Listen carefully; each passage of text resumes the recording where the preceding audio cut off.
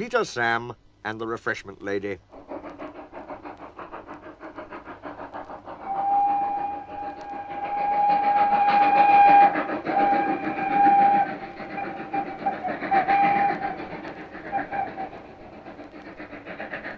As the handle was shut up, Peter Sam had to run the line.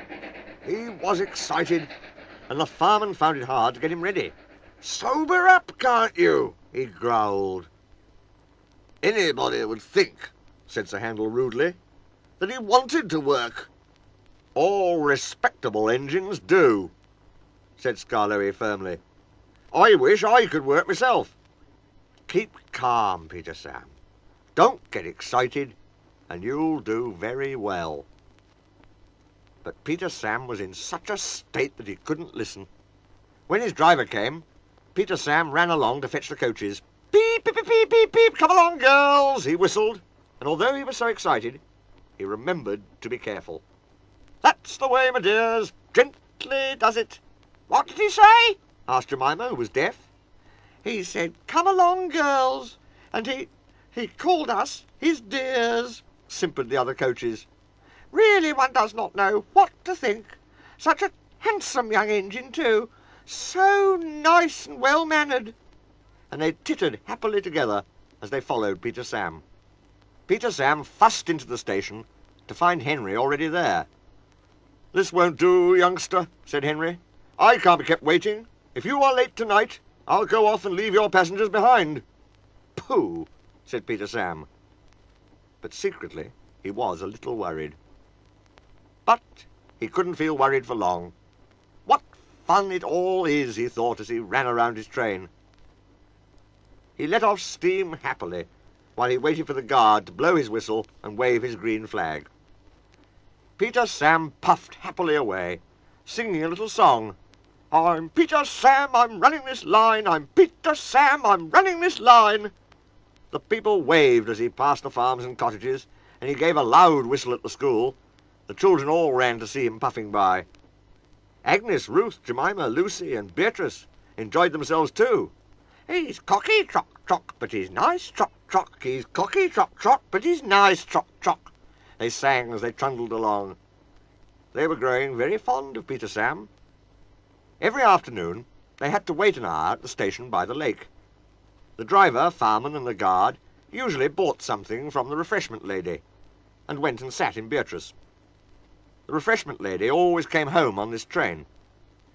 Time passed slowly today for Peter Sam. At last his driver and fireman came. "Beep, beep, hurry up, please," he whistled to the passengers, and they came strolling back to the station. Peter Sam was sizzling with impatience. How awful, he thought, if we miss Henry's train. The last passengers arrived. The guard was ready with his flag and whistle. The Refreshment Lady walked across the platform. Then it happened. The guard says that Peter Sam was too impatient. Peter Sam says he was sure he heard a whistle. Anyway, he started. "Come quickly! Come quickly!" he puffed. "Stop, stop, stop!" wailed the coaches. "You've left her behind! You've left her behind!" The guard whistled and waved his red flag.